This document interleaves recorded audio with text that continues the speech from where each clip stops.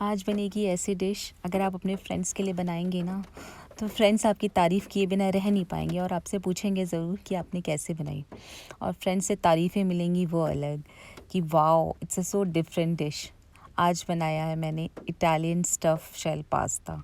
बहुत टेस्टी बनता है, एकदम डिफरेंट टाइप का पास्ता होता है, नॉर्मल पास्ता से अलग हटके होता है और बड़ा ही मज़ेदार होता है।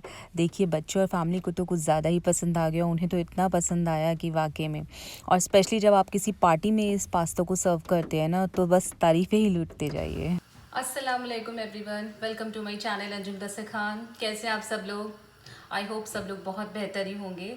तो आज क्या बनाऊंगी मैं? आज मैं बनाऊंगी stuff shell pasta. Italian pasta है और इसको मैं स्टफ़ करके बनाऊंगी।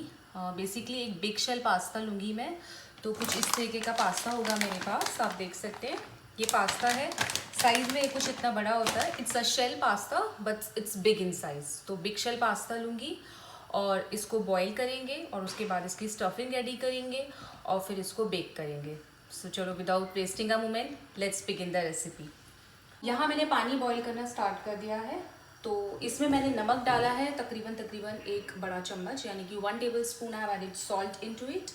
अब मैं इसमें ये पास्ता डालूंगी। और बेसिकली जब भी आप कोई भी पास्ता बनाते हैं तो उसमें आप ठंडे पानी में पास्ता ना डाल के जब पानी बॉयल होना स्टार्ट हो जाए तो उसमें जब आप पास्ता डालेंगे तो वो पास्ता जल्दी कुक होता है। और पास्ता कभी भी हम ओवर कुक नहीं करते हैं। हर पैकेट के पीछे उसकी इंस्ट्रक्शन लिखी होती है यहाँ पे कि पास्ते को हमने कितनी देर बॉईल करना है। तो यहाँ पे इस पास्ता के ऊपर लिखा है कि इसको हमने तकरीबन बॉईल लिखी है और इसको मुझे 8 मिनट्स के लिए बॉईल करना है। तो अब मैं इस पास्ता को डाल रही हूँ। तो यहाँ मैंने बॉइलिंग वाटर में पास्ता को डाल दिया और पास्ता को मैंने 8 मिनट के लिए बॉईल करने के लिए रख दिया। अब जब तक हमारा पास्ता बॉईल हो रहा है तब तक हम पास्ता की स्टफिंग रेडी कर लेते हैं और पास्ता के लिए जो सॉस बनानी है वो भी रेडी कर लेते हैं। चलिए स्टार्ट करते हैं। तो इस पास्ता को बनाने के लिए सबसे पहले यहाँ पे मैं पास्ता के लिए स्टफिंग रेडी कर रही थी।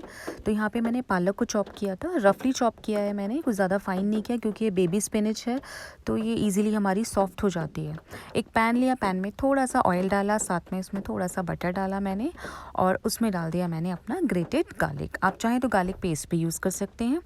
तो यहाँ पे गार्लिक डाल के उसको भूनना नहीं है, जस्ट उसको 30 to 40 सेकंड के लिए बस सौते करना है, कलर चेंज ना हो, बस उतना ही करना है हमने कि हल्की सी वो अपने ऑयल में और बटर में अपनी खुशबू छोड़ दे। उसके बाद मैंने क्या किया, मैंने यहाँ पे लिया फाइनली चॉप ब्रोकली। इसको मैंने चॉपर में घुमा लिया तो बिल्कुल फ़ाइन हो जाती है बिना मेहनत के। तो मैंने यहाँ पे ब्रोकली डाली है। ब्रोकली टेस्टी बहुत लगती है पास्ता में और हेल्दी भी हो जाती है। बस ब्रोकली को मैंने मुश्किल से 1 मिनट भूना। उसके बाद मैंने अपने यहाँ पे पालक डाल दी और पालक को भी मैंने यहाँ पे फ्राई कर लिया। मुश्किल से 2 से 3 मिनट के अंदर पालक बिल्कुल सौते हो जाती है और बिल्कुल ब्रोकली में ना मिक्स हो जाती है। तो यहाँ पे अब ये जो हो गई मेरी स्टफिंग के लिए, मैंने इसको रेडी किया है और इसको मैंने अब ठंडा करने के लिए रख दिया था। इसके बाद पास्ता भी बॉईल हो गया था। तो पास्ता जो है हमने ज़्यादा बॉईल नहीं करना होता है, 90% करना होता है, हल्का सा क्रंच रहना चाहिए पास्ता में। बस फटाफट से उसके बाद स्ट्रेन करने के बाद फ़ौरन ठंडा पानी डालना है। ठंडा पानी इसलिए डालते हैं ताकि कुकिंग स्टॉप हो जाए और पास्ता ओवर कुक ना हो और टूटे ना। उसके बाद ऑलिव ऑयल डाला और उसको ऊपर नीचे कर दिया, मिक्स कर दिया। फिर उसी पैन में मैंने अब यहाँ पे सेम वही ऑयल और बटर लिया और थोड़ा सा ग्रेटेड गार्लिक लिया और उसके बाद मैंने यहाँ पे स्प्रिंग अनियन डाली, वो भी मेरी फाइनली चॉप थी। यहाँ मैं क्या कर रही थी, यहाँ मैं बना रही थी पास्ता की सॉस। वैसे तो मैंने यहाँ पे रेडीमेड पास्ता सॉस ली थी बट मुझे यहाँ की ना पास्ता सॉस इतनी कुछ ज़्यादा पसंद नहीं आती हैं, तो इसीलिए मैं थोड़ा सा पास्ता में ऐड ऑन कर रही थी और साथ में वेजिटेबल डाल रही थी। वेजिटेबल भी बड़ी टेस्टी लगती हैं पास्ता सॉस में। तो यहाँ पे पास्ता सॉस जो है ना वो आपकी अपनी चॉइस है। मैंने यहाँ पे डॉल्मियो की ली थी चिली पास्ता सॉस जिसमें वेजिटेबल वगैरह मिक्स थी। अब ये आपकी अपनी चॉइस है, आपको जो पास्ता सॉस पसंद हो आप वो ले लीजिए, या अगर आपको ख़ुद अपनी बनानी है आप वो बना लीजिए। और स्पाइसेस भी आप अपने हिसाब से एडजस्ट कर लीजिए जैसा आपको पसंद है। तो यहाँ पे क्योंकि ये बिल्कुल ब्लेंड थी, इसमें ना ज़्यादा नमक था ना ज़्यादा ये स्पाइसी थी, बिल्कुल ये माइल्ड टेस्ट की थी, तो इसलिए मैंने इसमें थोड़े से मसाले ऐड ऑन किए थे। थोड़ी सी चिली फ्लेक्स डाली थी, थोड़ी सी मिक्स हर्ब डाली थी, थोड़ा सा मैंने नमक डाला था और इसके खट्टेपन को बैलेंस करने के लिए मैंने इसमें थोड़ी सी चीनी डाली थी। इट्स अप टू यू कि how you prepare your sauce. उसके बाद यहाँ पे मैंने क्या किया, यहाँ पे मैंने लिया है 1 कप पामेजिन चीज़ लिया है। उसमें मैंने जो स्टफिंग जो मैंने रेडी करी थी ब्रोकली और स्पिनच का जो मिक्सचर था ठंडा करके वो डाला है, मिक्स हर्ब डाली हैं और थोड़ी सी चिली फ्लेक्स डाली हैं। अब चिली फ्लेक्स भी आपके ऑप्शनल है, अगर स्पाइसी नहीं पसंद तो आप चिली फ्लेक्स को स्किप कर सकते हैं। और साथ में मैंने डाला है ब्लैक पेपर भी थोड़ा सा ही डाला है, क्वांटिटी सारी मेंशन कर दी है, आप देख लीजिएगा। ये 3 चीज़ें डाली हैं। फिर साथ में मैंने यहाँ पे डाला है 1 कप मोज़रेला चीज़ और 1 कप मेल्टेड चीज़, और उसी में ही मैंने मिक्स कर दिया था फ्रेशली चॉप बेसिल। जो आप फ्रेशली चॉप बेसिल डालते हैं ना, उसका पास्ता में एक अलग ही फ्रेग्रेंस आती है, एक अलग ही टेस्ट आता है, तो वो प्लीज़ आप ऐड करिएगा। तो यहाँ पे 3 कप चीज़ है, अच्छे से सारी चीज़ों को मिक्स कर लिया है। तो दिस इज़ आवर स्टफिंग जो हम अपने पास्ता शेल में फिल करेंगे। फिर यहाँ मैंने क्या किया, मैंने एक बेकिंग ट्रे ली, उस पर ऑलिव ऑयल डाला और उसको ग्रीस कर दिया। अगर आपके पास बेकिंग पॉट है तो आप वो भी ले सकते हैं, मेरे पास नहीं था तो मैंने जो नॉर्मल बेकिंग ट्रे थी उसी को ग्रीस कर लिया था। फिर क्या किया मैंने, यहाँ पे मैंने अपनी 80% सॉस जो थी वो मैंने स्प्रेड कर दी थी और 20% सॉस मैंने बचा ली थी, यानी कि मैंने थोड़ी सी सॉस बचा ली थी, वो मैं पास्ता के ऊपर डालूंगी, इसीलिए तो आप भी थोड़ी सी बचा लीजिएगा बस। फिर क्या था, यहाँ पे अपना पास्ता शेल देखिए अच्छे से हमारा बॉईल हो गया है, 90% कुक किया है, 10% छोड़ दिया है क्योंकि अभी ये बेक भी होगा। तो बस यहाँ पे अपनी जो स्टफिंग है उसको फिल कर दिया है और एक एक करके इस पास्ता को मैंने फिल करा है और जो सॉस है हमारी उसके ऊपर इसको सेट करते जाएंगे। देखिए मैं कैसे कर रही हूँ, यहाँ पे एक एक करके मैंने लाइन बाय लाइन्स, आपको जिस सीक्वेंस में रखना है आप रख दीजिए, मैंने भी यहाँ पे रख दिया है और यहाँ पे आप इसको अच्छे से सेट कर दीजिए। अब यहाँ पे आपने जो पास्ता है ये आप अच्छे से इसमें चीज़ वाली स्टफिंग को फिल करके इसमें लगाते जाइए सीक्वेंस में, क्योंकि अब हमने इसको ना बेक करना है। तो यहाँ पे मैं भी वही कर रही थी और ये देखने में भी इतना खूबसूरत लगता है, इतना टेम्पटिंग लगता है। आप ये रेसिपी अगर अपने घर में कोई पार्टी थ्रो करते हैं तो वो भी आप ट्राई कर सकते हैं।